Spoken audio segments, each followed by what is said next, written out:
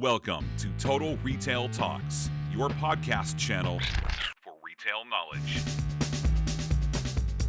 Hi, and welcome to episode 201 of Total Retail Talks. I'm Joe Keenan, executive editor of Total Retail. Joining me today is Mike Tamte, co-founder and co-CEO of EVEREVE, a contemporary fashion and styling brand for women. We're going to be discussing the growth of EVEREVE, including how brick-and-mortar stores are integral to the brand's future. Thanks for joining me, Mike. Joe, it's great to be here. So a good place to start would be to have you briefly tell us a little bit about EVEREVE. Sure. EVEREVE, my wife and I co-founded EVEREVE in 2004 with the first store in Edina, Minnesota. We started with brick and mortar. We started our e-commerce channel in 2005, 1 year later. And then we launched our subscription channel called Transcend in 2014. Today we have 1,700 best-in-class employees, 85 stores in 26 states. We're $130 million in trailing 12-month revenues. We have no debt as a company. And this fall, we will serve our 1 millionth customer. Very cool. So maybe you want to tell us a little bit about that. What is the typical EVEREVE customer, and then maybe a little bit about your product as well. Yeah, we do sell contemporary women's apparel. 60% is our brands that can be found in other upscale department stores and clothing boutiques, and 40% are private label and exclusive to EVEREVE. They are our own designs. Our customer, she's a joyful customer. She's our median age is a 38-year-old. She's 30 to 50, 30 to 60-year-olds. She likes contemporary clothing, and she tends to be a little more on the upscale side in terms of her fashion selection and her assortment. That's our customer, and that's what our clothes. That's the type of clothes that we offer. So you mentioned 85 stores and growing. So obviously the headlines we hear all the time about, recently about all these retailers that are closing stores. EVEREVE is the exact opposite, investing and growing that channel. Why has that been the case for the brand? Yeah, first of all, my wife and I have a saying about EVEREVE. We say we love fashion, but we love people more. And we feel stores are an ideal format to deliver joy and to love the customer and to personally style her. Our secret sauce is that customer engagement, and we, first of all, we don't pay any commissions to any of our stylists in our stores, and that helps to create an authentic relationship with the customer that the customer really likes. But what we do, our secret sauce is styling her. And because we don't pay commissions, we're very authentic and open about whether a piece of clothing looks good on her or not. And our number one feedback that we get from our customers is, your stylist brought me something that I never would have chosen on my own, and now it's my favorite piece in my wardrobe. I couldn't dress without it.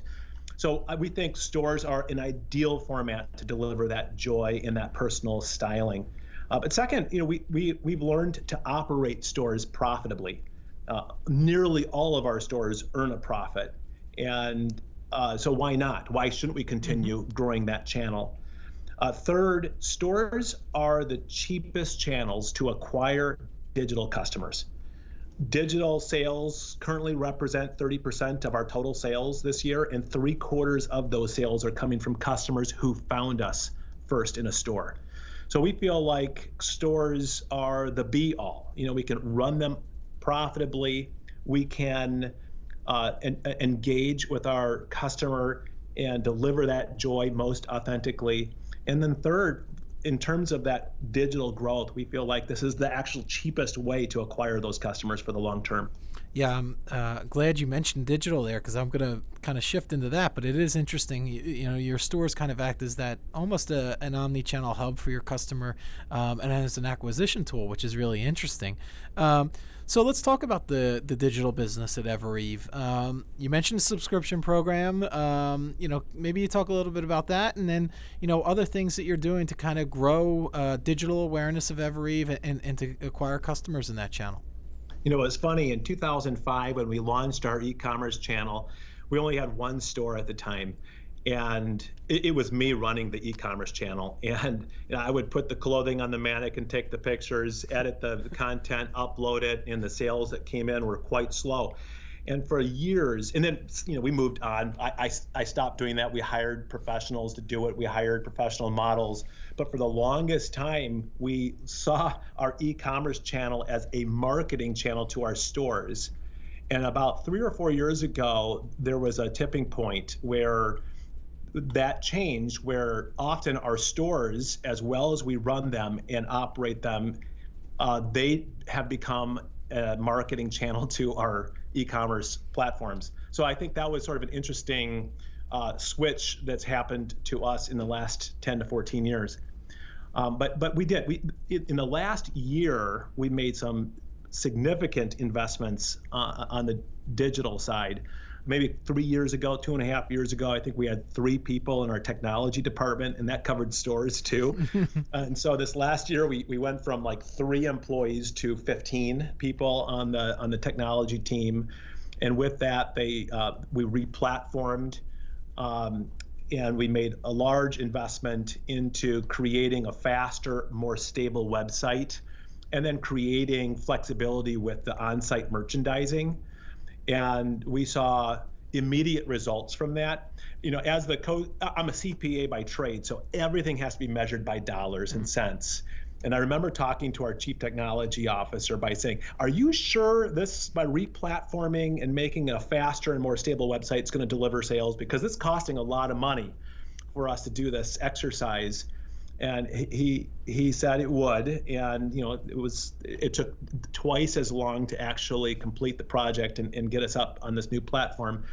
But we went from what we were historically performing maybe 20% year-over-year increases online to the week after we re-platformed to a 40% increase year-over-year in online sales. And then last fall, it went to 60% year-over-year online increases.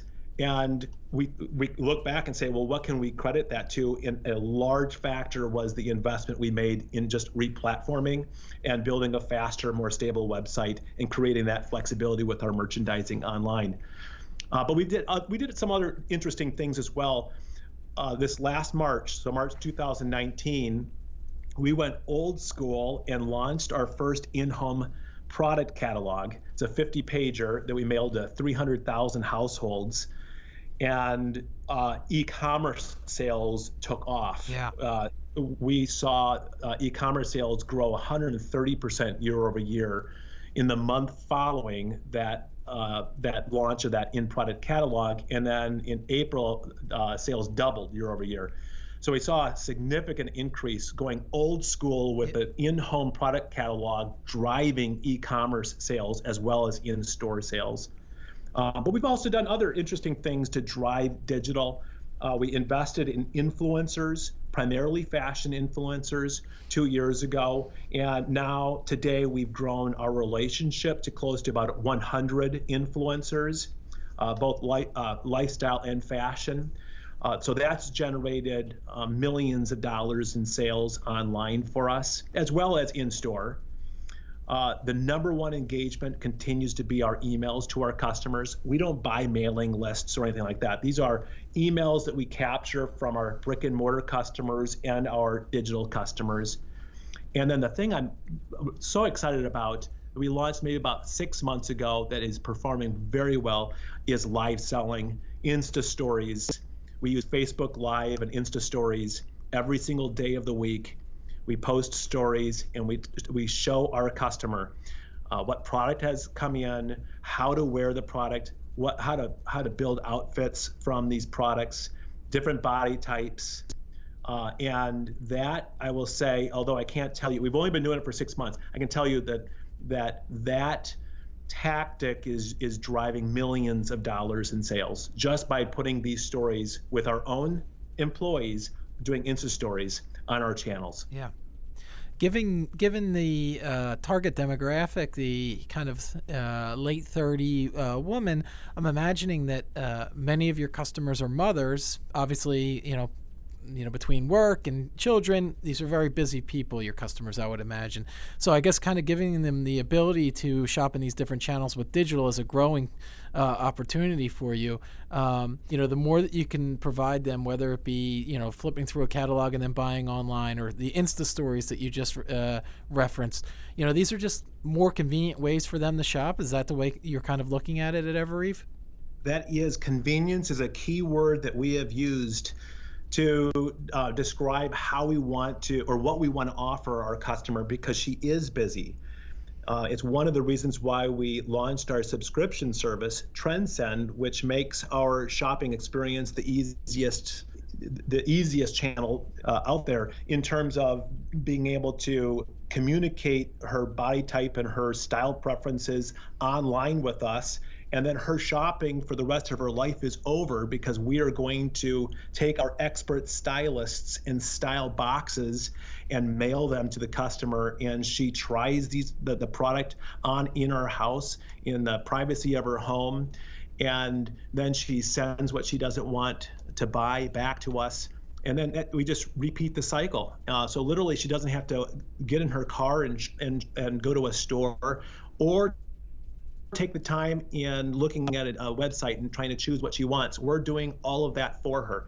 So convenience is a key reason why. And back to the Insta stories, Joe, it was really interesting that we see such an uptick in terms of activity in the evenings. Like you said, our moms are busy, or our customer is busy during the day. But when they have a little bit of free time in the evenings, that's when we see the engagement with our Facebook Lives and our Insta stories and on our website as well just take off. Yeah. So we've mentioned all these different ways that EVEREVE is engaging with its customers, providing the ability for transactions.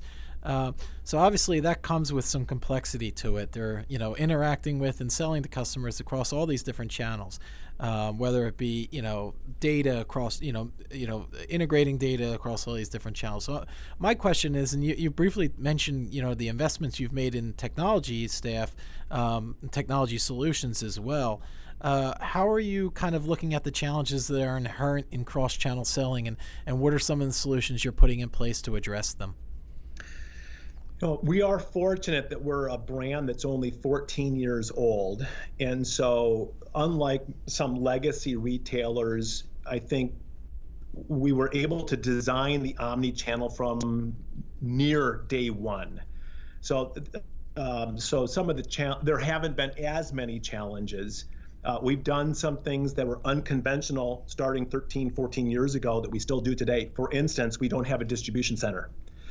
And so we designed these omni-channel experiences to be fully integrated into our stores, and that includes our CRM system. So we've always been able to have a picture of the customer. We can see whether she's buying Transcend, whether she's engaging on her website, or whether she's buying in store, or all of the above. So we sort of have this one view of that customer, that single view.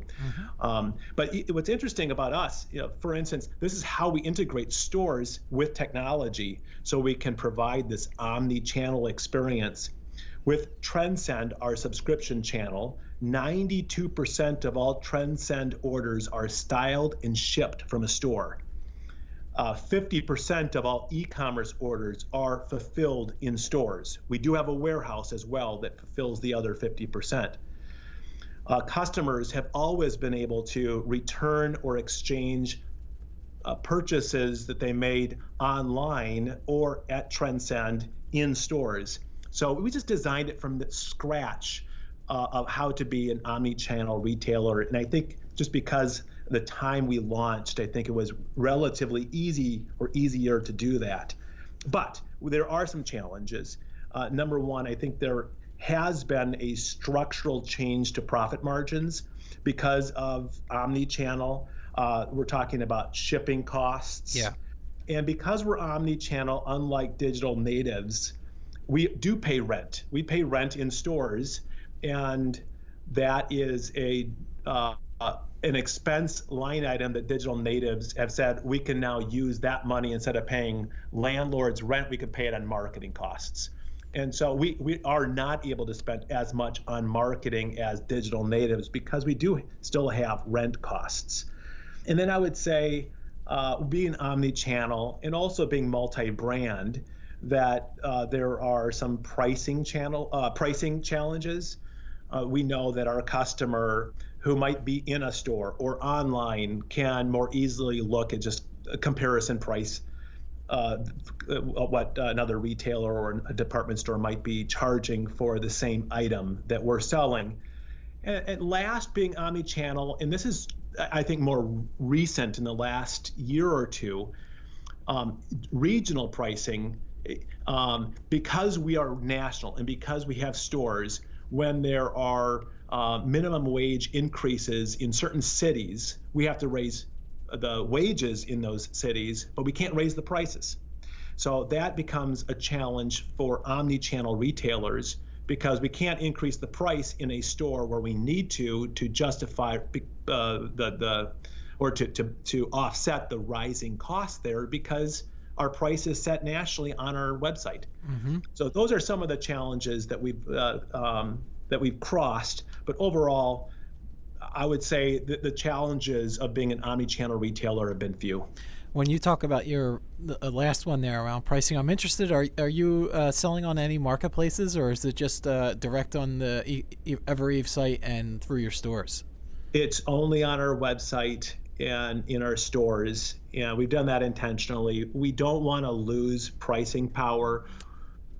We take our pricing integrity very seriously. We don't have many sales, so we would prefer to have a shopping mentality of buy it now or you're not going to have the opportunity to buy it. We don't buy very deep, and so we just don't put our product on sale very often. Yeah, and as you mentioned earlier, in terms of talent, I want to kind of shift into that a little bit. The growth of the technology department really is proof of that, going from 3 to 15 people. Kind of what's been your philosophy at EVEREVE in terms of attracting and retaining that top talent that you believe is kind of necessary to support the scale of growth that you've been going at?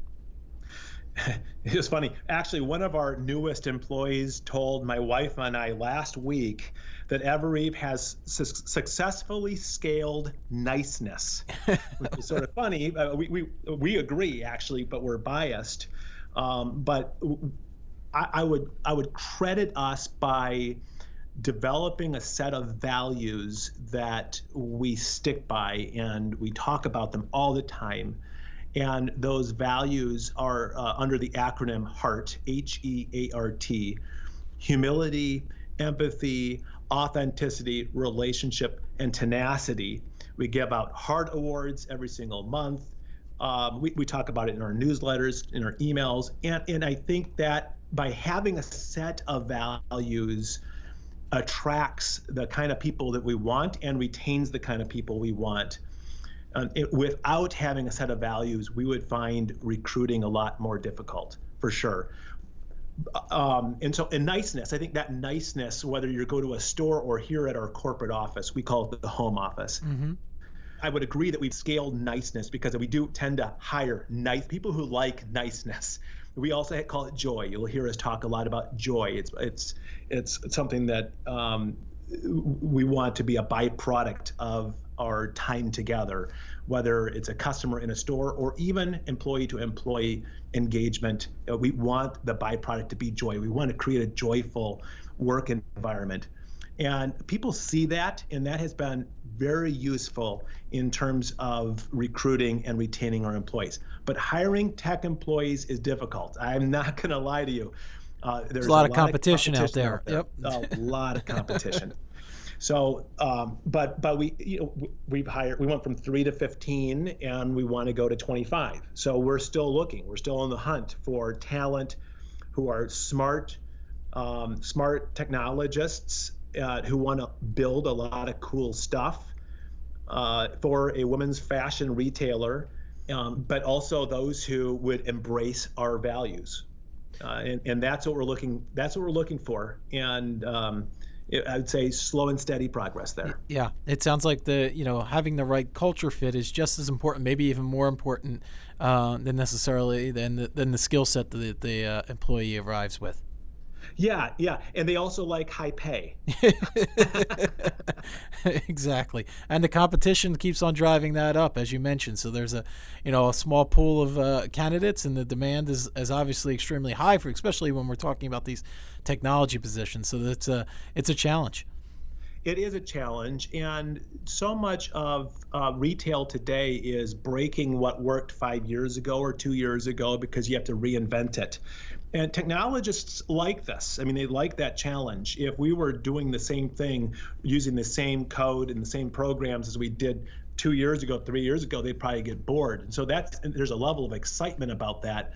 But there's also a certain tenacity that is required to recognize that what worked 2 years ago is not going to work in the future. We have to change a lot faster. Yep, have to be constantly innovating. So my final question, Mike, is, we've talked about kind of where you're at today, how you've gotten to this point. My next question is, all right, let's kind of flip the page and look where we're headed next.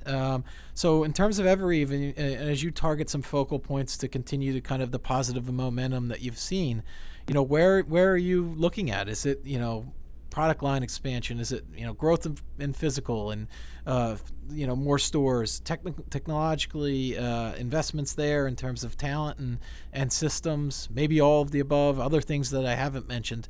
Where's your focal point and your eyes for future growth?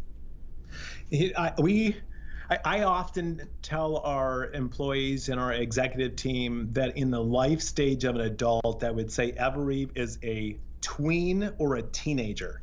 And we'll have close to 100 stores by this time next year. And we see EVEREVE having 300 to 500 stores nationally in the future, whether that's 5-10 years down the road or whenever it might be, but that's probably when we might see some maturation.